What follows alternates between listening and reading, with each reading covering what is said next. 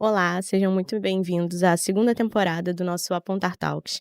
Esse projeto nasceu em 2023 com o objetivo de levar informação gratuita e de qualidade para todos, aumentando a visibilidade da temática e promovendo o debate sobre a necessidade do cumprimento das políticas públicas para as pessoas com altas habilidades.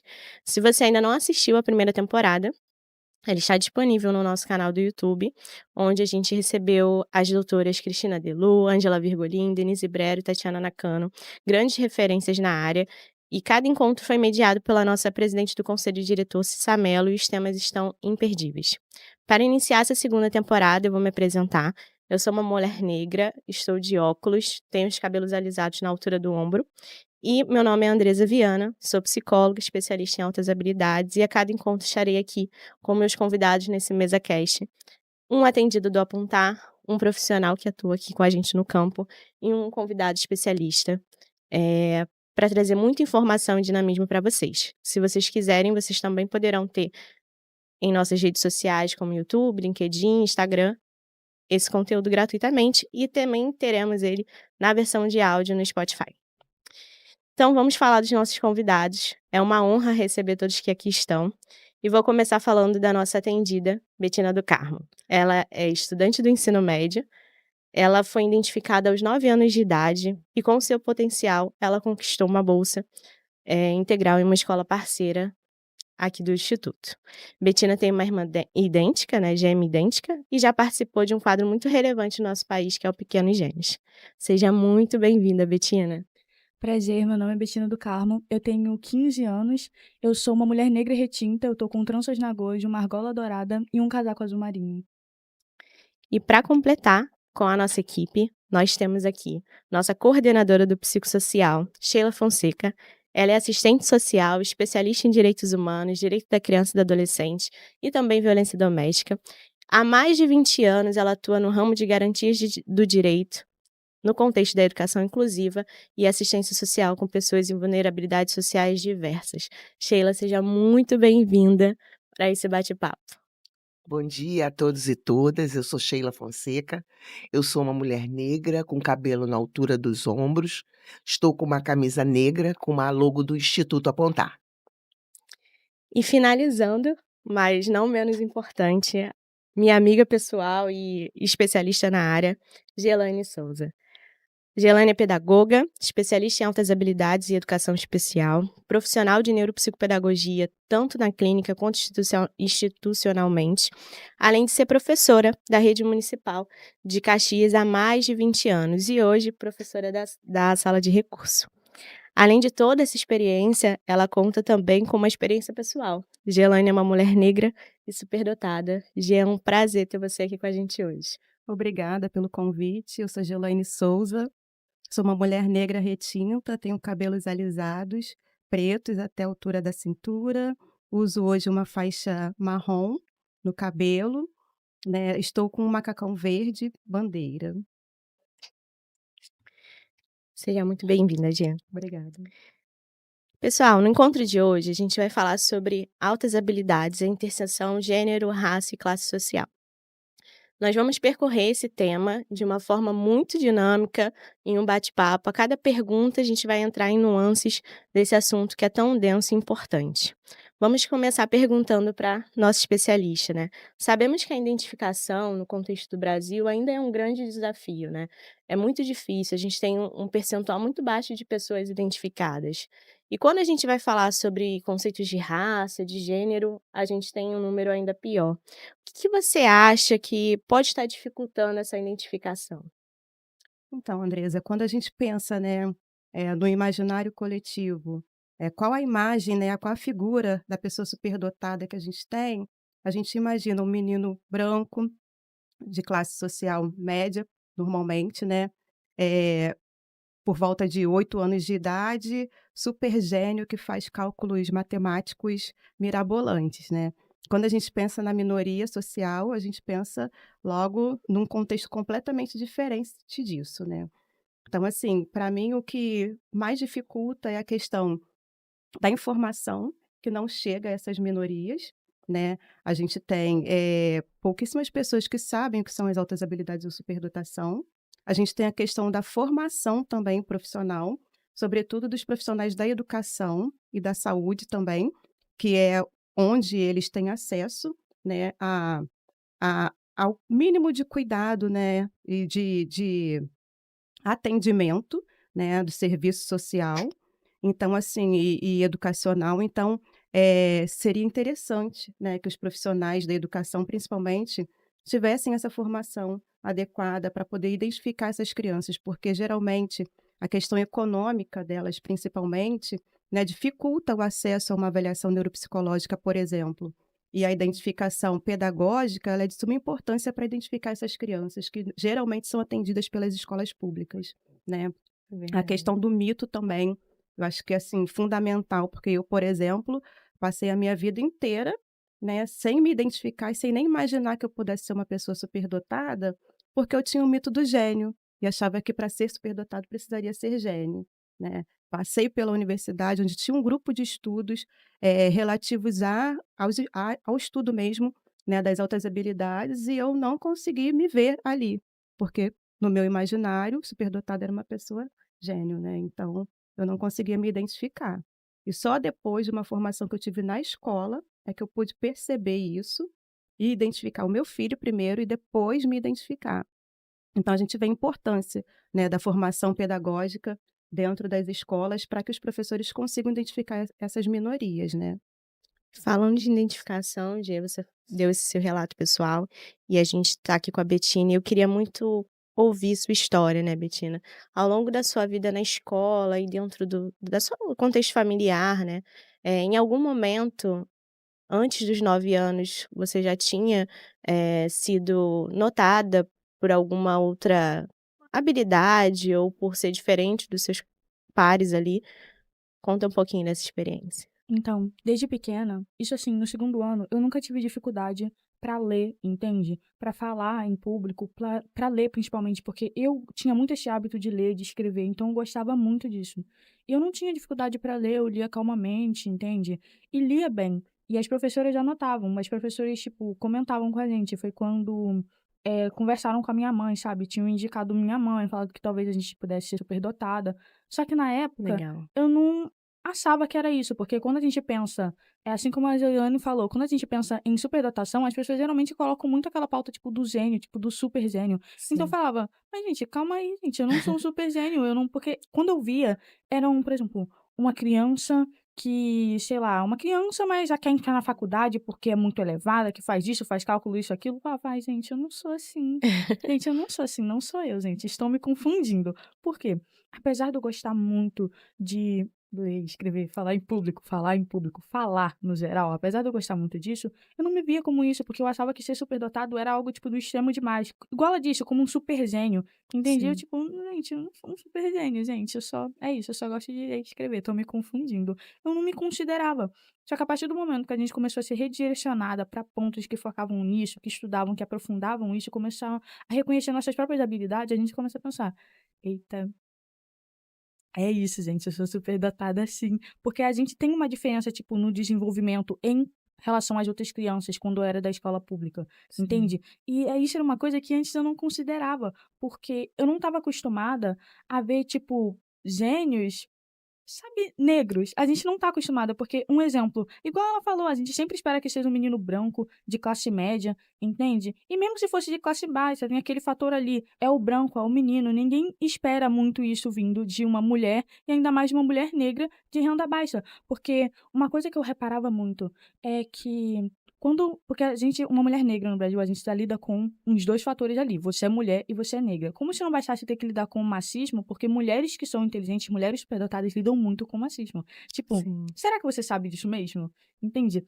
E era completamente insuportável de você conversar com uma pessoa que você pensa ser igual a sua e a pessoa ficar tipo: "Tá, mas eu já sei isso, isso é isso, você sabe?" E perguntar coisas extremas, achando que, tipo assim, você tem que responder e, tipo, claro que você não sabe. Era uma coisa completamente desnecessária e a gente fica assim, a gente fica, sei lá, com preguiça de se identificar, de colocar, não, eu sou superdotada assim. Porque do que adianta você falar que você é superdotado, você vai vir, tipo, umas 1000 pessoas perguntando coisas, tipo, completamente desnecessárias, que na cabeça delas, tipo assim, você não sabe, e elas esperam que você não saiba, e quando você não responde, tipo, "Ah, eu já esperava isso." Mas a mesma coisa quando você é uma criança negra, porque quando a gente é uma criança negra de renda baixa, a gente vem de uma área marginalizada. Então a gente não tem muita expectativa sobre a gente. As pessoas não ficam, tipo, oh, meu Deus, olha essa criança que mora no Morro do Leme, eu acho que ela vai ter um futuro muito Sim. legal. Não, eles não pensam isso. E quando a gente, tipo, eu estudava na escola pública e foi muito legal que identificaram a gente bem cedo. Foi muito legal que identificaram a gente cedo pra mamãe conseguir redirecionar a gente. Então, a partir do momento que Sim. contaram pra minha mãe, nossa, sua filha lê bem isso, aquilo, mamãe. Lê bem? Vai ler mais. Escreve bem? Vai escrever mais. É isso aí, gente, Que vamos. legal. Minha mãe começou a reforçar isso e foi muito legal que redirecionaram a gente, tipo, muito cedo, desde que a gente era nova. Porque fora isso, eu não me identificava. Até o momento eu não me identificava. E realmente é muito difícil pra ser, tipo, uma mulher, uma criança negra e superdotada no Brasil. Porque a gente não se identifica com o que é exposto sobre a superdotação, entende? Sim. Sobre ser gênio e tudo mais. É muito difícil pra gente.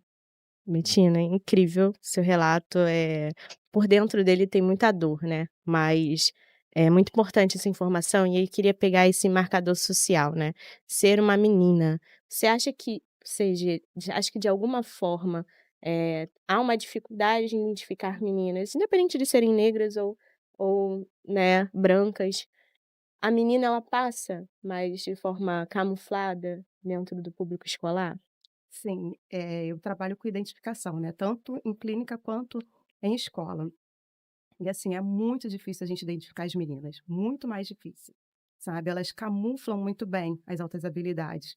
E eu estava lendo uma reportagem que estava falando exatamente sobre isso, na verdade, um estudo, falando sobre isso, que a partir dos 8 anos de idade, elas camuflam tão bem, mas tão bem, que é quase que impossível a gente identificar, sabe? Caramba. Assim, é muito difícil.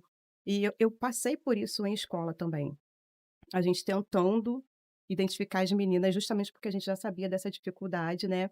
E aí a gente ia procurando, perguntando para os professores, eles falavam: "Olha, ela parece que, mas a gente não consegue ver, porque ela esconde muito, ou ela é muito quieta, ela é muito calada", né, porque tem essa questão social também, né, da menina ser formada para ser calada, para ser, né, contida, né, e ela não pode aparecer, ela não pode mostrar o que ela tem. Então isso tudo acaba influenciando na identificação e a gente tem muito mais dificuldade, né. Fora todas as outras questões que a gente sabe sociais, né, sexistas e tudo mais, que a gente conhece no dia a dia, né. Mas essa questão da camuflagem, principalmente, é o que mais dificulta na identificação. E aí eu aproveito para chamar a Sheila para esse bate-papo, né, Sheila.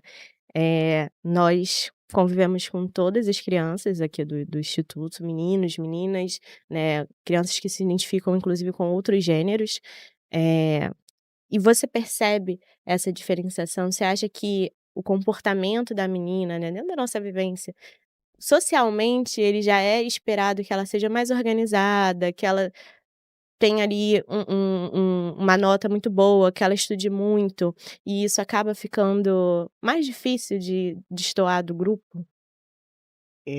Eu me jogou agora o caminho do bate-papo me jogou para essa Fique à vontade. interseção dessas marcadores sociais, né, considerando classe, gênero, né, e raça. Eu me veio agora a ideia, né, a história da Carolina Maria de Jesus, Sim, né, que era uma mulher preta, neta sim, de pessoas escravizadas, pobre, moradora de uma periferia em São Paulo, e ao mesmo tempo uma mulher sensível, talentosa, né, brilhante, e que não teve por conta exatamente dessa invisibilidade, principalmente em relação à questão de gênero, sim, né, ela não teve as suas potencialidades, as suas habilidades desenvolvidas. E com todo esse cenário dela de extrema pobreza, né, que ela vivia em extrema pobreza, uma mulher que criou 3 filhos sozinhas, ela escreveu um clássico da literatura, né, que é a história de como viviam as pessoas, dentro dessa comunidade Canindé em São Paulo, que era uma comunidade em extrema pobreza, né, o Quarto do Desejo, e que foi um livro publicado mundialmente. E que nem com toda esse momento de notoriedade lá para os anos 60, ela teve a sua vida transformada. Ela foi uma pessoa que morreu, não na extrema pobreza, mas morreu em situação de miséria. E aqui nessa conversa, né, a gente ouvindo mulheres pretas, periféricas, que tiveram dificuldades nas suas identificações, a gente vê o quão ainda é difícil, né, essa identificação, essa avaliação, para ter esse atendimento, especializado na educação. A gente ainda precisa de políticas públicas que tirem, né, essa parte da sociedade que a gente pensa que é pequeno, né, até porque as subnotificações, elas estão aí, a gente não tem ainda indicadores que deem claramente quem são essas pessoas, qual o quantitativo. Temos o caso da Betina, que é um caso que teve a família presente, uma mãe que puxou para ela essa luta, né, e pôde proporcionar esse desenvolvimento, né, para ela, mas nós temos crianças que não, e aí a gente vem aqui para o nosso trabalho aqui no instituto, que é exatamente, tirar um pouco, né, identificar e avaliar, que o processo de avaliação ele é contínuo aqui dentro, né, para poder oferecer um atendimento, adequado para essas crianças e adolescentes no instituto. E aí a gente vê que aqui, nesse recorte de renda, né, porque a gente trabalha com crianças e adolescentes com recorte de renda. Como é que isso, dificulta, e nós temos uma discussão até interna, né, de será que a gente está realmente conseguindo trazer, essa mulher, essa menina, né, com altas habilidades, ela está chegando aqui, essa menina negra, ela está chegando aqui, e se não está, por que não? Né, e aí a gente tem uma discussão muito maior, que é uma discussão societária, né, de políticas públicas. Mas aqui a gente identifica, e tenta, de alguma forma, dar resposta para esses hiatos, para esses buracos que se tem dentro da família. Se é uma família que não tem a questão da educação, né, e aqui a gente tem, em sua maioria, mulheres chefes de família, né, muitas mulheres negras, né, porque ainda acontece dela não se autoidentificar como negra, então, mas nós temos muitas mulheres negras, pardas e pretas, e que algumas não têm a escolarização, aliás, a sua maioria não tem a escolarização, e dentro desse grupo a gente ainda encontra famílias que não acreditam na superdotação, nas altas habilidades, né, acham que, não, é normal, não é, e a gente tem que explicar e tem que estar o tempo todo atendendo, porque você precisa estar como a mãe da Betina, né, oferecendo apoio em casa, o apoio familiar, né, educacional, para que estimule a leitura, estimule não, assim, a gente tem muitos casos para contar, né. Eu estou me lembrando de um atendimento que tivemos na semana passada, onde o menino com traços de altas habilidades chegou para mim: "Ah, mas eu quero aprender determinado conteúdo matemático, que não é adequado à série que ele estava". E a mãe falou: "Mas isso é muito difícil para você tem que estudar o que você está aprendendo". E ele ficou muito chateado. Então a gente vê ainda que tem ainda essa família que não estimula, né, esse desenvolvimento, essa aceleração, acadêmica. Então a gente tem desafios que eu acho que é um tema de grande complexidade, né. Porque uma instituição social, ela não dá conta de um buraco que tem, que é histórico, né, histórico Sim. social, de construção desse indivíduo. Quando se dá a sorte de você encontrar parceiros, né, pessoas que acreditem, né, e que deem essa força e que estejam juntos, que bom. Mas não é assim sempre que acontece. Então é preciso ainda muito trabalho para desmistificar o que é as altas habilidades, o aluno com altas habilidades. Não é o gênio da lâmpada, né, aquele que tira 11 em matemática, não é, não é. Porque aquele aluno que não quer estudar, mas é um grande musicista, é um grande atleta, e isso é na avaliação constante, né, contínua, a gente vê, ele é uma pessoa com altas habilidades. Então é uma grande caminhada aí que temos, mas que bom que temos parceiros, né, não estamos Uhum. sozinhos. E Agora posso pode complementar? pode. Esse desenvolvimento também da potencialidade, né, ele passa pela questão socioeconômica também, né, Sim, principalmente familiar, né. E quando a família não tem as condições adequadas, né, fica muito mais difícil, né, sim. de proporcionar isso para a criança. E aí vem a diferença, né, e a importância desses institutos em acolher essas famílias, porque consegue muitas vezes suprir aquilo que as famílias não conseguem proporcionar para essas crianças, né. É verdade. Gia, queria te fazer uma pergunta com base no que a Sheila falou em relação a composição dessas famílias, né. A gente já sabe que, diante das pesquisas, que a altas habilidades ela vai ter um fator genético, mas também um fator, Uhum, ligado ao ambiente, né, estimulação em que esse aluno ou essa criança e pessoa vai estar inserido. Eh, e muito do sistema social, por conta dessa discriminação, acaba atrapalhando na visibilidade de outras raças, de outras etnias e uhum. outras populações que também têm alunos com altas habilidades, porque está na genética de todos, né, a potencialidade, mas que não chega. Então a gente tem muito a nível mundial, né, essa lembrança do asiático, né, do americano, e quando a gente vai para as outras etnias, isso a gente não consegue reconhecer, né. Fala um pouquinho sobre isso. Então, eh, tem a questão inclusive do teste de QI, né, que foi utilizado inicialmente para essa segregação racial. Então, assim, já desde muito tempo que isso vem sendo relacionado, né, a questão de raça com a questão da inteligência, da superdotação. Inclusive, eu vi uma pesquisa uma vez falando sobre essa questão dos países mais quentes, dos países africanos em relação aos países europeus, os países mais frios, né, sobre a questão do QI, em relação ao QI. Que geralmente, né, dentro dessa pesquisa apontavam que países europeus tinham QIs mais altos, países africanos QIs mais baixos. Então, assim, isso já vem de muitos anos, né, de décadas, né, que vem influenciando na visão da superdotação em si, né. Então, assim, são vários fatores que a gente precisa estar refletindo para poder transformar isso, né, quebrar esse paradigma mesmo de que a pessoa negra não pode ser superdotada, não pode ser inteligente, né, então a gente precisa falar muito sobre isso, né, esse programa está sendo muito importante para poder desmistificar muita coisa, então a gente precisa realmente se colocar, eu costumo me colocar como uma mulher preta, periférica e superdotada, É porque eu acho que isso quebra muito paradigmas, né. Eu falo que quando eu chego e falo que eu sou superdotada, as pessoas já começam a refletir. Por quê? Porque é o que tem no imaginário e aí ela se depara com uma outra realidade. Então ela tem que parar e pensar: "Poxa, mas será que existe mesmo? Será que eles estão mesmo em todos os lugares?", entende? Então, assim, eu acho que é importante a gente se colocar também enquanto pessoa superdotada. Né, porque isso vai começando a mudar o pensamento das pessoas, elas vão começando a perceber que existem superdotados em todos os lugares, né. Betina, queria te fazer uma pergunta. Desde os 9 anos, né, você já tem um acompanhamento mais sistematizado, adequado para sua, condição, né, uma pessoa com altas habilidades. Qual foi a importância desse desenvolvimento? Para o passo após a identificação, eu fui identificada, eu recebi essa identificação, e aí a gente pode entrar num outro leque de o que que é ser identificado, né, os 2 lados da moeda, mas qual foi a importância desse atendimento especializado para você?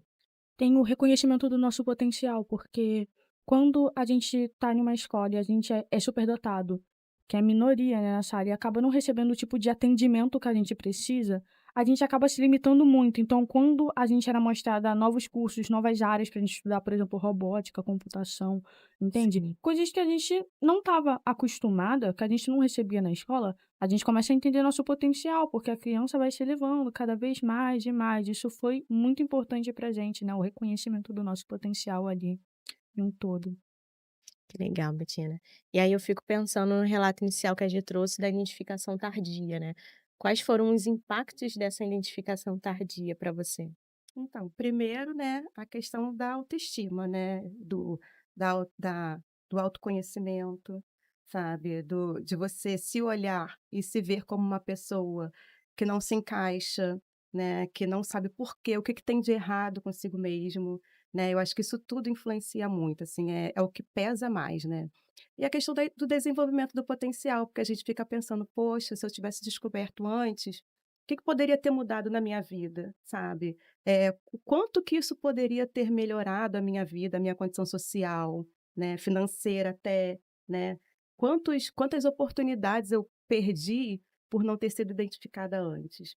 Então é isso que a gente fica pensando o tempo todo, né. E aí, assim, eu sempre ressalto a importância da identificação, porque quando a gente se identifica, parece que sai um peso das nossas costas, sabe, de que a gente não é um ET, a gente consegue se encontrar, a gente consegue, se incluir dentro de um grupo, fazer parte, né, eu acho que isso é fundamental, Encontrar né. seus pares, né. Exatamente. Então, assim, eu acho que isso tudo muda, sabe, eu acho que é a parte mais importante, né. E aí eu queria direcionar para Sheila ainda nessa questão das faixas etárias, do momento da identificação. A gente tem um programa aqui na sede que é o Arcos, né, onde a gente identifica muito novinho, como foi o caso da Betina, né, 8, 9 anos de idade. E a gente tem o programa de expansão, que é o programa a mais, que os alunos chegam ali já no sexto ano, alguns é muito seriado, né, de sexta a nona, então alguns chegam com 14, 15 anos. Quais são os desafios de acompanhar, né, do acompanhamento psicossocial desse aluno que é identificado depois? Como é que é o emocional desse aluno, a compreensão dessa família, dessa escola? Conta um pouquinho pra gente. É mais desafiador, porque é desafiador não só pela idade onde alguns estão, mas pelo fato de o trabalho ser com multisseriados, né, com idades diferentes, culturas diferentes. A questão do território é uma questão muito importante, porque traz culturas, modos de viver, visão de mundo Sim. diferentes. Então os projetos de intervenção e acompanhamento, eles têm que ser diferenciados, eles têm que ser individualizados muitas vezes, né. E quando você pega uma criança como a Betina, né, você tá ali e ainda não se tem uma compreensão, uma visão de mundo. Então ainda não tem certos conceitos já enraizados, né. Os carimbos ainda não estão todos ali, os Uns 8, marcadores não 9 estão anos. todos, enquanto crianças. Quando você pega um adolescente, né, ele já tem algumas crenças, e muitos, né, eles ficam, surpresos com essa condição, enquanto pessoas com altas habilidades. Mas eu acho que é desafiador, em qualquer pra qualquer idade. Eu acho que o trabalho coletivo, ele já é um trabalho que requer uma atenção especial, porque nós estamos falando com pessoas de idades diferentes, né. Estamos falando pessoas de raças diferentes, estamos falando de pessoas de crenças, estamos falando com pessoas de classes diferentes. Então, assim, o eixo, né, desse trabalho, desse acompanhamento, basicamente, ele não muda, porque o que muda é o nosso olhar, né, para cada um deles, Sim. para cada um deles. E aí é que vem os desafios do acompanhamento. Você trouxe uma coisa muito importante, né, esse olhar individualizado. Ainda tem um mito de um grupo homogêneo, né. Eu ia falar sobre isso, Fala um pouquinho, sobre a Gê. questão da heterogeneidade na superdotação, né, porque pensa-se só, por exemplo, é aquele que se destaca em linguagem e matemática, esquece do restante, né, das inteligências, então, assim, as pessoas pensam que são sempre iguaizinhos, e não vão ser, né, tem comportamentos diferentes, né, desenvolvimentos diferentes, né, áreas diferentes de conhecimento. Então isso tudo implica, né, influencia no atendimento. Sem dúvida, isso me remete a um aluno, adolescente, que ele tinha uma situação de desinteresse em sala, dentro do projeto do programa. E assim, a gente começou a atender e ele era um aluno que gostava muito de música. A motivação dele era toda Sim. para música. A gente vê que é uma área do cérebro dele que está toda voltada, né, o seu potencial para isso. E aí nós conseguimos inserir ele num projeto de música e ele melhorou, né, todo o desenvolvimento acadêmico, que isso estava gerando, né, o fato dele estar com esse interesse e ninguém, né, considerar, a família não ter condições, né, estava gerando um desinteresse que estava trazendo consequências na escola, né, no seu desenvolvimento pedagógico. E ele buscando essa felicidade, e eu tenho, assim, muito esse já virou um meme na equipe, né, que eu digo assim: "Ó, não adianta só", eu sei que vão ter colegas aqui que vão dizer: "Ai, lá vem ela", né, mas, não adianta só você se desenvolver na matemática, física, se você não for feliz. Né, a gente tem uma situação agora de pouco tempo de um suicídio no adolescente, né, por conta das Uhum. insatisfações dele internas, emocionais. Então é assim, é você se encontrar e você porque eu acho que é um lugar muito solitário, onde você tá e você não consegue identificar onde está o teu potencial, a tua grande habilidade. Uhum. Então você fica ali no meio A sem busca do pertencer sentido, né. do sentido, Uhum. do sentido. Eu tô aqui, a gente tem crianças, né, como foi Betina um dia, que diz: "Eu não sou inteligente, eu não sou", aí pega um quadro, desenha os pokémons, assim, sem olhar para nada, e você diz Uhum. assim: "Você realmente não é inteligente", né, né. Porque ele acha que é ali na matemática, na redação, é naquele momento é que ele está sendo avaliado, né, esse potencial dele. Então é um trabalho desafiador, porque a gente está falando de complexidade, né. Uhum. E está falando de um lugar de política pública onde não se considera essa interseccionalidade entre Uhum. altas habilidades, gênero, classe e raça. Uhum. Isso aí torna muito mais desafiador e difícil, né, esse acompanhamento, essa identificação. É Sim. verdade. Em relação à questão da identificação, né, eu fiz uma monitoria, né, com a Patrícia Neumann, e ela fala muito sobre essa questão, Maravilhoso. né, da gente quando a gente for identificar, a gente precisa muito olhar para a questão, né, socioeconômica, cultural da pessoa que está sendo avaliada, né, porque isso tudo influencia nos resultados. Isso quando a gente tem um olhar diferenciado, a gente consegue ver a superdotação, né. Agora quando a gente tem aquele olhar, né, já estabelecido, né, de que o que é Cristalizado, né. cristalizado do que é a superdotação, a gente às vezes coloca um patamar que aquela criança não está, por conta exatamente dessas influências, né, da questão socioeconômica e cultural. Então a gente precisa olhar com um olhar diferenciado para poder fazer essa identificação, senão a gente não Sim. consegue às vezes visualizar a superdotação na pessoa. É, uma coisa que eu percebo com uma criança superdotada é que as pessoas focam muito nas áreas de exatas. Tipo assim, as pessoas focam muito nisso. E elas pensam que uma criança superdotada é aquela que, em matemática, física, entende? Até química, se tem um destaque absurdo, mas um destaque absurdo, tipo assim, dela saber de tudo, entende? E assim, eu não odeio essas matérias, eu não odeio nenhuma matéria. Mas, gente, eu amo português, eu amo história, eu amo redação. História, principalmente, eu amo. Mas fora do acadêmico, assim, eu gosto muito de música. Eu amo música. E eu Sim. gosto. Gente, não toco nenhum instrumento, tá? Eu gosto de cantar. Eu amo música. E assim, Canta lindamente, né, Betina? obrigada. As pessoas não consideram, as pessoas ficam tipo. Ai, porque, gente, nada contra uma física, uma matemática, nada contra. É só que vocês realmente acham que uma criança superdotada, ela só foca nessas duas coisas? Tipo assim, é só superdotado quem tira muita nota boa em exata. Isso faz com que crianças superdotadas que não sejam dessas áreas não se achem capazes. Tipo assim, eu não sou superdotado, eu não sou bom em matemática, eu não sou bom. Entende? E eu gosto muito de outras áreas, eu gosto de ciências sociais, eu amo debate em relação a isso. Sim, Sociologia, agora que eu tô tendo, né, que eu tô no ensino médio, eu amo. E, sim. gente, isso é muito legal, porque, gente, até o ensino fundamental 2 era tipo matemática, né? Ciências, a química ali da vida. Sim, Agora mudou, adicionou mais. Eu não odeio física, eu gosto de matemática, eu gosto de química. Só que as áreas que eu realmente gosto são as áreas das humanas, mais sim. a música. E as pessoas não consideram isso. E isso acaba fazendo com que muitas crianças que são superdotadas, que têm um potencial muito alto, por exemplo, uma criança que toca um instrumento muito bem, uma criança que é muito bom em história, geografia, geopolítica, a criança não se acha capaz. E ela simplesmente não se vê como superdotada, ainda mais se ela for uma criança que foi identificada tardia. Ela não vai se encontrar ali, não vai se identificar. Ela fica, gente, eu não sou superdotada, gente, eu só gosto da matéria, até porque a gente está acostumado a achar que superdotado é a criança que, sei lá, pequena, mas é muito boa em física, matemática, química, esse negócio todo extravagante. A gente está acostumado com isso. A pessoa fica difícil até para reconhecer o próprio potencial. Eu queria fazer 2 Verdade. comentários nessa fala da Betina que eu acho excelente. O primeiro é, infelizmente, o que a gente valoriza tem uma influência social muito grande. Então isso poderia ficaríamos horas aqui falando sobre o quanto a arte e outras inteligências não são valorizadas dentro da nossa sociedade, né.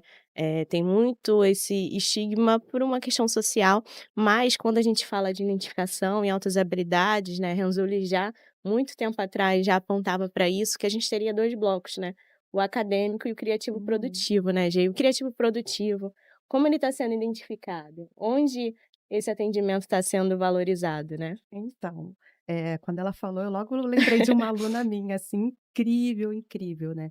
E a gente pensa muito nessa questão, ela falou da questão das notas, né, que o superdotado, às vezes, a gente acredita que só tira notas altas, né, e ela não é uma aluna que tira grandes notas. Porém, é uma menina que faz, assim, estrelinha, é a única que consegue fazer com uma mão só. Ninguém faz estrelinha na turma. E ela, com 4, 5 anos, já fazia estrelinha com uma mão só, fazia ponte. E, assim, tem uma inteligência sinestésica corporal impressionante. que faz coisas que ninguém da escola faz. Ela é a única da escola que consegue fazer. E ela, assim, faz o tempo todo. Às vezes a gente vê, né, o comprometimento com a Sim. tarefa, que ela tá o tempo todo se movimentando, o tempo todo fazendo essas coisas. E assim, infelizmente, né, com a estrutura, às vezes, né, com as condições que a gente tem de trabalho, a gente não consegue atender esse tipo de criança. E muitas vezes a gente não consegue nem identificar, porque a Muito gente mais fica invisível. preso, né, a essa questão de que tem que ter notas altas, né? Às vezes a gente não percebe também a questão das dificuldades de aprendizagem, porque também pode estar associada, né? Então, assim, a gente precisa olhar mesmo com um olhar muito diferenciado para essas crianças, para a gente poder perceber a superdotação nela, porque senão a gente não percebe, E né? é fundamental, né, isso pode ocasionar várias coisas e aqui no acompanhamento psicossocial esse é um desafio constante quando a gente fala da escolaridade regular, né. Uhum. Esse aluno que vai sendo inserido nas suas escolas, sejam as escolas públicas ou privadas, ele tem ali um currículo muito fechado, né, aquela BNCC quadradinha, e como a gente diferencia e mantém o engajamento desse aluno, né. E aí começa aparecer desinteresse, desmotivação, né, alguns beirando a evasão, então tem um trabalho muito importante, que a gente faz aqui no instituto, que é o da Sheila com a sua equipe do psicossocial, porque emocionalmente esse aluno precisa de um suporte, Uhum. né, e essa escola precisa começar a olhar para isso, porque ela Uhum. recebeu um aluno diferente, né. E como é que isso, contribui para essa invisibilidade, né? O instituto aí a gente, né, tem orgulho, né, de apresentar esse trabalho, porque aqui a gente vê todo a necessidade de acompanhar essa complexidade, Uhum. né. Você está falando da questão da identificação, me lembro já estou vendo a imagem da menina da estrelinha, né, mas a gente vê como é que uma questão de caráter dinâmica sociofamiliar ela corrobora, né, ela contribui para essa invisibilidade. Um aluno que vem de uma família com violência doméstica, que passou naquele dia por um momento tenso dentro de ela chega ali e não vai deixar que seu potencial ele apareça, suas habilidades, ele vai Sim. estar, né, atrás desse sofrimento, dessa dinâmica ainda familiar Uhum. não positiva, né. Então o trabalho psicossocial, e isso é um trabalho de excelência que eu acho que o instituto oferece, né, ele é fundamental, ele é fundamental. E não é só o suporte psicossocial, o suporte pedagógico, né, Uhum. com ações, o suporte institucional, o olhar institucional, como um todo para essa questão, mas o acompanhamento psicossocial ele é necessário, porque as questões sociais, elas estão postas dentro da escola. A Uhum. escola não é uma ilha, onde a sociedade está fora e eu entrei ali, estou lá naquela ilha. Ela toda a dinâmica social, ela está dentro da escola. Ela é replicada, Então, né, na o escola. tempo Uhum. todo, o tempo todo. E a gente, sem querer, a gente fortalece com algumas falas, comportamentos dentro do próprio escopo profissional. É porque é estrutural, né? É É estrutural. estrutural, não tem jeito. Então, é preciso que tenham profissionais que tenham esse olhar individualizado Uhum. para as questões sociais, né, e de acompanhamento contínuo. Não É. basta ser um bombeiro que vai naquele momento, mas você tem que conhecer essa família, Uhum. né, você tem que acompanhar esse aluno no seu dia a dia. Uhum. Eu posso Vamos. então, eu tinha um casal de gêmeos na sala de aula. E assim, é muito interessante porque, o menino, notas altíssimas, assim, aprendeu a ler sozinho, imediatamente, sabe, assim, se destacando profundamente em sala de aula. A menina, super líder, sabe, assim, com uma oralidade maravilhosa, uma betina. Ah, uma deusa. Sabe, assim, incrível. E aí, quando a gente olha e compara os 2, porque acaba acontecendo a comparação, né, a gente coloca ele como superdotado e ela não, né.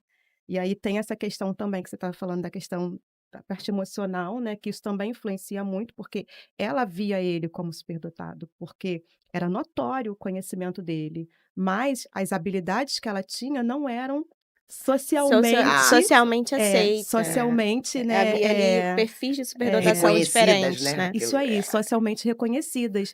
E aí o que acabava acontecendo, ela se sentia diminuída. Ele era o cara e ela É. não, entendeu? E até na questão da identificação dentro da sala de aula mesmo, isso trazia para gente, para mim pelo menos, uma preocupação muito grande, sabe? Porque ele Uhum. seria facilmente aceito, por exemplo, numa sala de recursos, e ela dificilmente, porque as pessoas não conseguiam ver a habilidade dela, Para você entende? ver como é importante, fundamental nessa discussão, a gente considerar essa interseccionalidade Uhum, entre classe, Essencial. gênero uhum, e raça, né. A menina como é que é a educação, né, a formação exatamente. doméstica. Uhum, Doméstica, começa ali pelo seio familiar dessa menina. É para obedecer, deixa ele é que fala, ele é que tem razão. uhum, Não adianta fugir dessa formação patriarcal que a exatamente. Os gente veio. meninos são muito mais Sim, validados, Uhum, ele quando fala é uma coisa brilhante, né, e a menina exatamente. tenta ali lutar e a gente está sempre como mulheres que somos, né, a lutando. gente está lutando por esse espaço para a gente ser Sim. respeitada, a gente tem que falar 2 horas. Uhum, Tem que falar muito, porque senão a nossa fala ela é sempre e se for uma fala de uma mulher preta, uma mulher periférica, ela ainda vem mais cheio de uhum, julgamento moral, de juízo de valor, então é uhum, uma luta diária. E eu imagino para essa menina, né, que nasce com essa questão que não é genética, mas é uma questão de uhum, incidência familiar, que é biológico, né, que é o fato de ser gemelar, né, ser idêntica ao irmão, você imagina como é que é para ela, esse espelho, né, uhum, quem é a referência, né, e aí exatamente, ela vai estar sempre nesse lugar, né, de menos-valia, é bem exatamente. Se não interessante. contar um profissional que aponte para o Sim, e reconhecimento abra a dela. porta, né, É Exatamente. isso, abra a porta da luz, é aqui, você é, deixa teu brilho sair. isso aí. Uma coisa que eu percebi é porque, assim, quando a gente fala de irmãos e quando a gente fala especificamente de irmãos gêmeos, tem uma conexão, tem uma ligação. Então, quando o irmão ele leva muito um destaque, entende? Ele leva mais reconhecimento. Por exemplo, um ser considerado superdotado, mas a outra não. Sendo que ambos têm, tipo, o mesmo fator, só que se destacam em áreas distintas. Uhum, Isso afeta muito, muito o psicológico e emocional, entende? E a criança fica sem autoestima. Eu falo isso porque, vou dar um exemplo. Quando eu estava no quinto ano, em 2019, eu fiz a prova para segundo. Eu não passei por 2 pontos da minha irmã gêmea. Gente, eu fiquei destruída. Minha mãe foi mostrando a lista, e eu, cadê meu nome, mãe? Eu não passei. Aí quando no final Bianca passou. Aí eu, aí eu fiquei mais triste ainda, porque, gente, o que eu cobiçava no Petit Segundo era o uniforme. Sempre foi o uniforme. E eu ficava tipo, aquela saia bonita, eu nunca vou usar uma saia assim. Quando minha mãe saiu rodando, só que estavam toda procurando uniforme pra minha irmã, e minha irmã lá na correria pra achar uniforme pra entrar na escola. Eu ficava, meu Deus, gente, por que isso tá acontecendo comigo? Aí entrou a pandemia, aí minha irmã não foi pra escola, mas ficou com uniforme. Aí eu usava a saia dela sempre que eu podia. Mas naquela época eu não me senti capaz, eu ficava tipo, gente, se eu sou inteligente mesmo, por que que eu não passei? Porque a gente gabaritou português, ambas gabaritaram português. Chegou Sim. matemática. Foi triste. Resumo, foi triste. E eu fiquei tipo, gente, eu não sou superdotada nada, gente. Me enganaram essa vida toda, porque se fosse eu teria tirado uma boa e tudo mais. Mas só de eu ter gabaritado português, minha mãe ficou muito feliz. Ela ficou, Claro. parabéns, tirou 10 de 10 em português. Eu, ai, mãe, tava fácil. O É negócio era uma matemática. outra é uma É. outra discussão, né, essa questão dessa sociedade de resultados, né. Uhum. Você vê, a gente não A atingir cobrança, né. aquilo são resultados, né, e resultados têm que ser rápidos. Eles é. não podem ser resultados a longo prazo, médio prazo, tem que ser resultado quase que instantâneo, quase aquela Tomodori Odossumil, né, é a sociedade do resultado rápido. E como causa frustração, né, a um aluno, que ele não tem o mesmo time do outro, né, uma Sim. criança que não tem o mesmo time. Ele pode até desenvolver e mostrar o desenvolvimento das suas habilidades e potenciais, mas na frente, um já mostra antes. Uhum. Então isso é uma outra mesa, né, É uma outra sugestão. É. mesa. É uma outra mesa, porque é uma É. discussão mais bem, Uhum. bem mais ampla e mais profunda. E Porque avalia, desculpa te pode falar. cortar, avalia desempenho e não potencial, Sim, né. Exatamente. total. Aí a Que gente tem outras variáveis que é, não dependem exclusivamente da do exatamente. do desempenho dela, né, da Sim, a gente performance. tem situações aqui de alunos que foram identificados e vieram para o instituto, que a mãe relata que a professora chegou o quê? altas habilidades, Fizeram errado. fula ah, tá brincando, Tá sabe, errado. não acredita, não Quando não fala acredita. altas habilidades em bagunça, altas Pois é habilidades isso, em em desrespeito, É. Uhum. Eu sempre noto, porque uma coisa que eu percebo muito em crianças superdotadas. Gente, as pessoas, elas focam muito naquela criança que tá sempre tirando 1 milhão de notas boas, tá sempre se destacando e tudo mais. Mas, por exemplo, se você parar pra olhar, por exemplo, aquele aluno bagunceiro, que fala demais, e fala bem demais, mas fala demais, fala toda hora, e mesmo assim consegue se dar bem em algumas matérias, mesmo falando, vai pra escola só pra conversar, gente, as pessoas iam a cabeça explodir, né, ia mudar a visão, porque as pessoas estão focando muito, eles têm um estereótipo perfeito ali do superdotado e eles não focam em outras coisas. Por isso que tem muitos professores que eles ficam, tipo assim, superdotados para ele é o quê? O aluno favoritinho dele, o aluno que tira a nota É. boa, o aluno que tá sempre ali, entende? Não vai ser o aluno Ajudante. bagunceiro, que é tipo o pavor dele, entende? O terror dele, o pesadelo dele de estar É. dando aula, não vai ser ele, entende? As pessoas não esperam muito isso da criança. Tem um fator muito importante nisso, que muitas vezes esse comportamento já é uma consequência da invisibilidade, da falta de É. identificação, porque ele já entendeu aquele conteúdo. E o sistema regular, ele faz aquela fixação, repete, revisão, né, exercício de fixação, mas o aluno já entendeu, então ele vai conversar, ele vai viver, né. Isso é Não muito tá bom. Então interessante, é muito né? importante que seja feito esse atendimento adequado para propor outros desafios, né, para que ele tenha uma carga horária mais flexível nesse sentido, né. E até adaptação curricular, né? Adaptação curricular. Temos outras frentes É, possíveis, é né. verdade.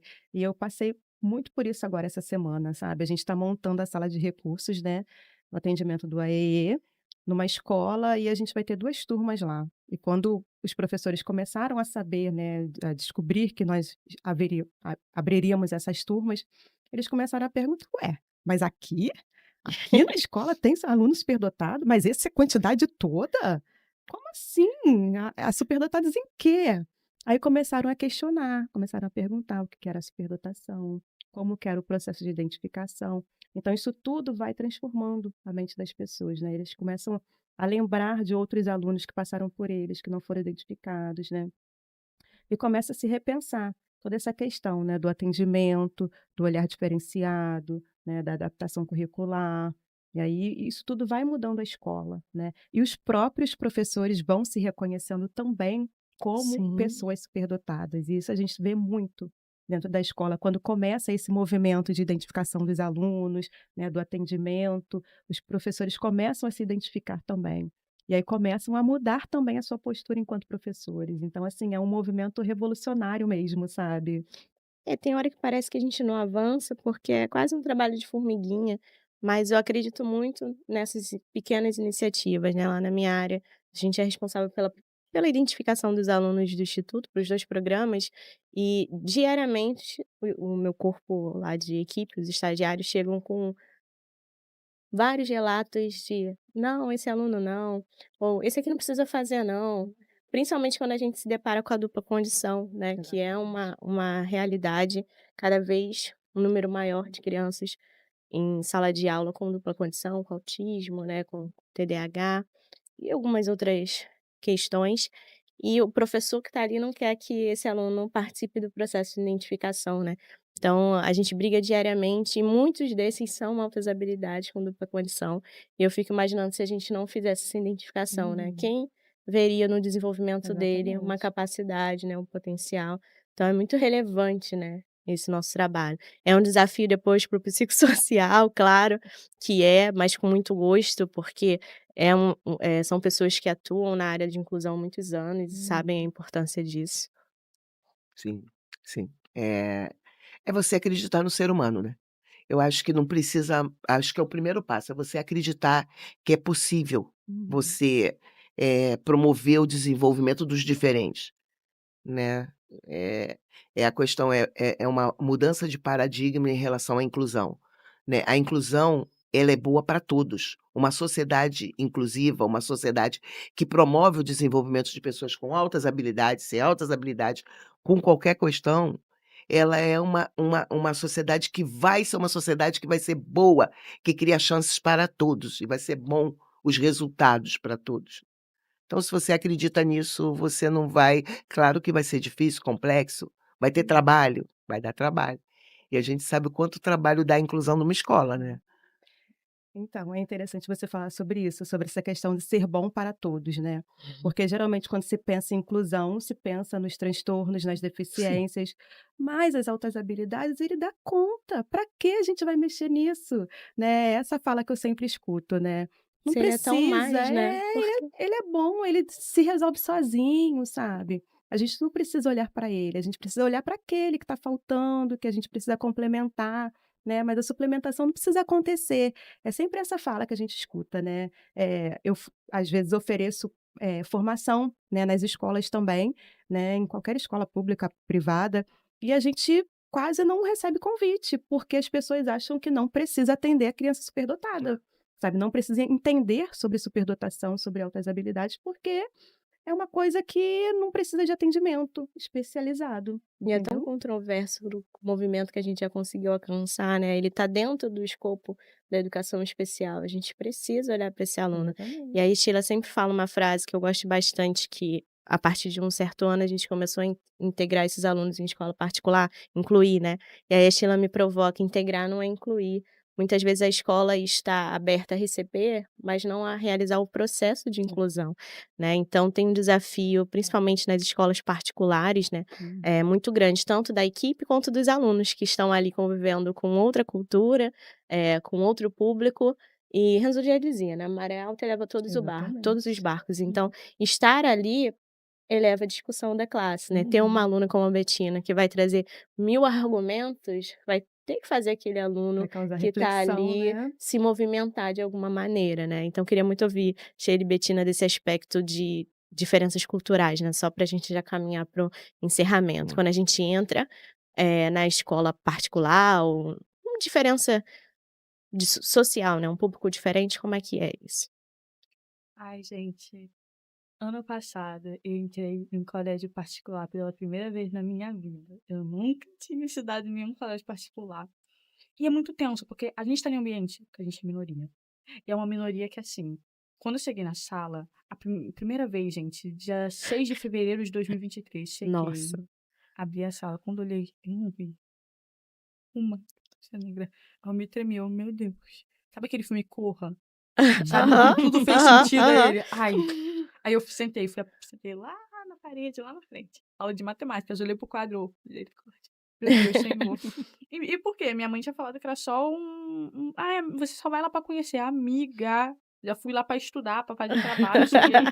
Eu fiquei muito, muito, muito nervosa, porque na minha turma de 20 e poucos alunos, 3 eram negros. E isso eu só fui notar depois, sabe, porque primeiro eu não tinha enxergado eles, sabe. Sim. Só que a gente é uma minoria ali, a gente se sente mal, a gente não se sente reconhecido. Eu acho que é porque também tem aquele negócio, eu sempre fui da escola pública, né, gente, eu moro na comunidade, eu tô acostumada com muitas pessoas negras.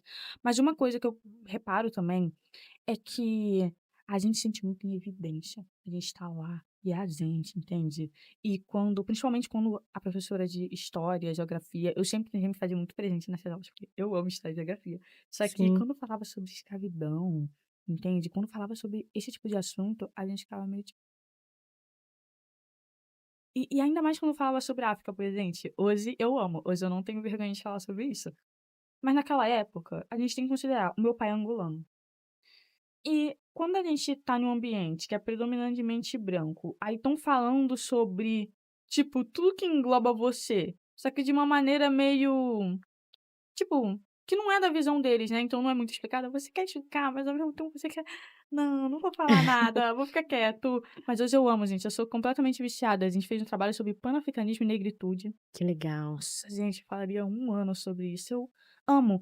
Só que uma coisa que eu reparo também com uma criança superdotada é que recentemente o que tem acontecido, gente, eu mexo muito nas redes sociais, internet, e eu acho muito legal que agora pessoas negras e até mesmo a cultura periférica está sendo integrada dentro da superdotação, porque Dotação, uma coisa que eu sim. reparava é que, assim, Boa. quando você fala que é superdotado, as pessoas têm um estereótipo do superdotado, o branco, elevado, isso, aquilo, que Uhum. escuta a música clássica disso. E quando você fala, tipo, eu sou superdotado, que tipo de música você gosta? Ai, gente, eu gosto de um pagode, eu gosto de um funk, um samba. Ou já fica meio. Entendi, tá certo isso. E as pessoas não esperam isso, eles não esperam, por exemplo, que um menino superdotado seja um menino que mora na comunidade, um cria, entende? Sim. Gente, se ele tiver o cabelo nevou, um risco na sobrancelha, piorou pro lado dele. Como? Não. Não, ele é superdotado mesmo, as pessoas não esperam. Entende? Isso é muito legal quando a gente vai quebrando esses estereótipos, entende? Por isso que eu procuro muito acompanhar, tipo, influenciadores que são pretos periféricos que falam sobre esses assuntos. Por exemplo, o Sim, Savoso da USP. Ele sim. é maravilhoso, gente. Ele é um mandrake e todos os assuntos Aham. sociais que ele fala, eu acho isso maravilhoso, porque a primeira vez que eu vi, eu peguei, pera, tá certo isso? Eu vi isso ano passado. Um mandrake de pene colorida, gente, de Juliette, falando assim, gente. Ai, gente, eu comecei a amar. E a gente começa a perceber que a gente não precisa ter vergonha, tipo, da nossa cultura periférica. Porque eu fui Uhum. criada com isso, só que eu tinha vergonha, porque a partir do momento que você usa alguma coisa ou fala de um certo jeito, as pessoas se consideram favelado. É essa a palavra. Favelado. E quando eu começo a mergulhar mais na cultura periférica, a gente começa a perceber isso não é uma vergonha, é minha cultura, eu cresci assim, isso é maravilhoso e tá tudo bem, a gente Sim. começa, gente, a se amar muito mais, a gente se sente muito mais confortável com isso. Então, quando eu falo que eu moro na comunidade, de falar, tipo, ai, você gosta de funk? Eu tipo, gosto. Eu amo, eu respiro. Aí fala assim, ai, qual é o seu músico favorito? Gente, é porque eu sou uma pessoa muito eclética, né, gente? Eu gosto de tudo. Eu gosto Sim. de tudo mesmo. Ao mesmo tempo que eu gosto de um Ray Charles, de um Robert Johnson, sabe, do blues que eu gosto, quem olha pra minha casa, gente, eu amo uma MC Carol também, gente. As pessoas realmente estão achando que uma criança superdotada não vai, tipo, elevar, porque eu sempre vejo o mesmo padrão, tipo, ó, não, eu gosto de ou de um MPB, sabe, ou de um Sim. clássico, e se consideram superiores aos outros por causa disso, tipo assim, porque, gente, a partir do momento que você gosta de evidenciar uma cultura ali periférica e colocar como inferior os seus gostos, vamos lá, né, gente? A gente sabe o nome disso, a gente dá pra Sim. perceber. E eu gosto muito. Antes eu tinha vergonha de falar, tipo, não, gente, eu não gosto, não, não. Mas hoje em dia eu gosto, eu gosto. Isso não me faz menos superdotada. Que nenhuma outra criança branca que gosta disso, Sim. daquilo, entende? Que faz isso, aquilo, não me faz menos superdotada, entende? Só me faz uma criança que tem gostos ali ecléticos. Eu gosto de Sim. tudo. E é isso. Eu acho que tem a questão da desconstrução até do que é o superdotado, né. Sim. Uhum. Eh, o que que é ser superdotado? Eu acho que é outra mesa também, né, porque não é como já foi dito aqui, a gente não vai retomar isso, o gênio da lâmpada. O que que é a altas habilidades? É um potencial que você tem de aprender. E quando você fala aprender, você não está selecionando o que aprender. Não é o Rei Charles ou a Anitta ou a MC Carol Carol. que vai diferenciar, é o aprender. Sim. Então não tem, quando você joga a rede, ela citou Renzulli lá no barco, você joga a rede, vem tudo, até uma botina, né. E o teu a capacidade do teu conhecimento, né, e eu tenho uma imagem que eu gosto de fazer quando eu estou lá falando com os alunos, as crianças e adolescentes, da esponja, né, que você tem uma poça d'água, você bota a esponja, o que que acontece na água? Ela suga, né, e quanto mais vai sugando até ela ficar encharcada. Esse é o cérebro, né, então o que está ali é água, é suco, é líquido. Então ainda tem essa ideia de que é seletivo o que o superdotado aprende, né, eu só vou aprender coisas que o senso comum acha que é para pessoas inteligentes. Então ainda é uma Eu outra acho que discussão, né. aproveitando que vocês estão trazendo isso, eu acho que tem uma coisa muito importante quando a gente fala sobre esse local, esse território. Esse aluno com potencial cruzado com esse território socialmente marginalizado, vítimas de discriminação, preconceito. E a gente gosta muito, né, de falar aqui dos alunos, e quero citar aqui 3 que são maravilhosos, que pegaram esse potencial cognitivo acima da média, esse aprendizado que ele absorveu aqui dentro, e propôs uma solução para sua comunidade, né. A gente tem 3 alunos aqui que brilhantemente criaram, né, foram até premiados por isso, por criarem o sensor portátil de potabilidade da água, que daria um custo muito menor para que as pessoas que não têm saneamento básico e várias outras questões pudessem consumir água limpa, de qualidade, né, que a gente sabe que ainda é um problema social muito grande, principalmente nas comunidades periferias. Então, quando eu vejo uma pessoa como a Betina, que tem orgulho da comunidade dela, que observa esse território e percebe a característica do seu público, percebe as dificuldades, as potencialidades e com o seu potencial pode propor soluções, eu acho que a gente está entrando no caminho certo. Eu acho que a gente está valorizando, todas as inteligências e todas as origens e percebendo que o potencial está ali, independente da questão social, independente da música clássica. Então, Ana Júlia, Guilherme e Igor, um beijo pra vocês.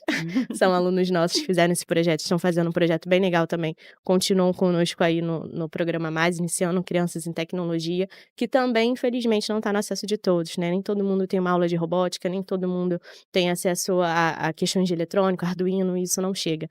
Então, quando a gente consegue quebrar barreiras, por menor que seja, a gente está contribuindo muito para o bem comum, porque esse potencial, ele tem que ter um bem comum, seja para si ou para o outro, né, a gente acredita muito, essa é a missão do instituto, né, desenvolver os alunos, que eles desenvolvam cognitivamente, socialmente, seu senso de justiça também muito importante, aspectos morais, e enfim, todo esse desenvolvimento pleno para que ele mude sua realidade, né, da sua família e do seu entorno, né. A gente acredita muito no potencial de vocês.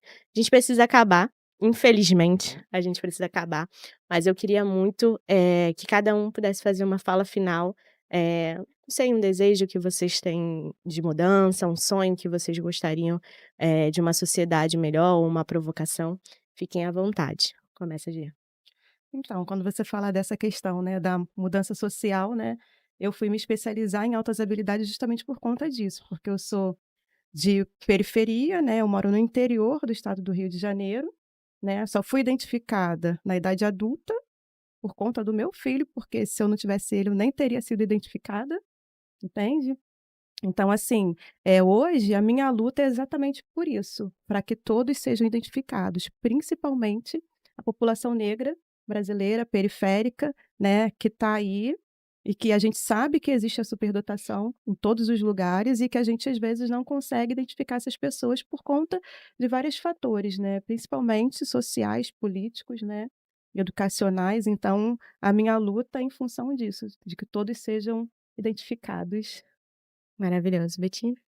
É, eu acredito que uma sociedade melhor é aquela que a gente vai desconstruir todos os estereótipos, entende? Sobre a cultura negra, sobre tudo que engloba ela, principalmente a cultura negra periférica, porque eu acho que assim, isso vai ajudar muitas pessoas negras superdotadas a desconstruírem isso e se elevarem, entende? O potencial delas serem reconhecidos e elas não transformarem esses estereótipos que as pessoas têm e esperam delas, expectativas dela por nascerem em locais marginalizados, como barreiras para elas e que futuramente elas possam seguir em frente, sabe? É isso. Sheila. Eu acredito na inclusão, eu milito pela inclusão, ela ampla, né, a inclusão entrou na minha vida por questões pessoais, né, eu tenho uma filha com paralisia cerebral, então muito nova eu tive essa filha e muito nova eu fui apresentada a uma sociedade de que direitos não são garantidos. Então foi uma mudança, né, eu era da área da educação como professora de matemática que sou, e mudei totalmente o meu olhar, minha necessidade de pesquisa, de estudar, para a questão dos direitos igualitários, da equidade. Então eu luto, eu tento contribuir do jeito que eu posso para uma sociedade mais justa, igualitária e inclusiva. Isso abrange, né, as meninas negras e pobres, e as meninas negras e pobres e com altas habilidades. Perfeito. Então, gente, acho que o episódio foi incrível. Esse é o primeiro. A gente está abrindo essa temporada com um assunto muito importante de ser dito, absorvido e debatido, seja na esfera em que você estiver. O episódio acaba, mas o debate se mantém. Nós continuamos aqui lutando por esses direitos diariamente nas nossas frentes. Quero fazer o convite, né, que todos que estão ouvindo, sejam daqui ou fora, sigam nossas redes sociais, @Instituto Apontar. E para aqueles que estão em outros estados e estão, de alguma forma, se identificando com os relatos, né, percebem que podem ser uma pessoa com outras habilidades ou tenham pessoas próximas com outras habilidades, acessem o nosso Conselho Brasileiro de Superdotação. Lá na aba Serviços, vocês encontram o mapa do Brasil e os profissionais e instituições que atuam na linha de frente. Nós somos associados do Conbras, é um grande parceiro nosso. Então busquem atender essas crianças, busquem tirar essas crianças da invisibilidade e também sigam a G nas redes sociais dela, ela vai falar já já. E finalizando a minha fala, junto com todas elas, eu acredito muito na importância da identificação. É uma causa que eu abracei de uma forma muito grande na minha vida, não só dentro da instituição, mas fora também, porque a gente sabe as necessidades específicas desse público. Não podemos parar nos mitos, não podemos parar só na parte linda de resultados, de coisas incríveis, das invenções que são maravilhosas.